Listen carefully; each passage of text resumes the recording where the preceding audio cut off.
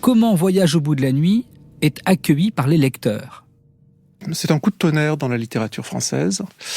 C'est un roman qui peut vraiment changer la vie quand on le lit très jeune.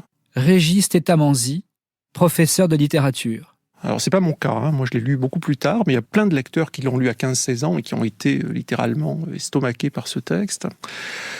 Alors par sa puissance, je dirais, littéraire, à proprement parler littéraire, c'est l'émergence d'une voix spécifique sur laquelle il y aurait beaucoup à dire, et aussi l'émergence d'une vision du monde spécifique, marquée certes par la noirceur, mais en même temps, et vraiment dans le même mouvement, par un comique permanent.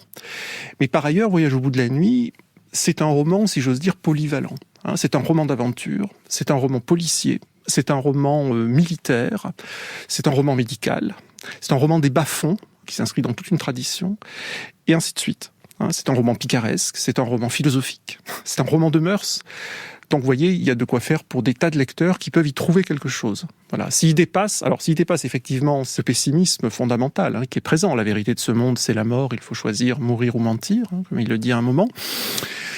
Mais en même temps, et encore une fois, ce pessimisme, il est constamment combattu par des formules comiques époustouflantes, qui font que autant le roman est sombre dans son atmosphère générale, autant il est allègre et joyeux parfois dans sa forme et dans son écriture.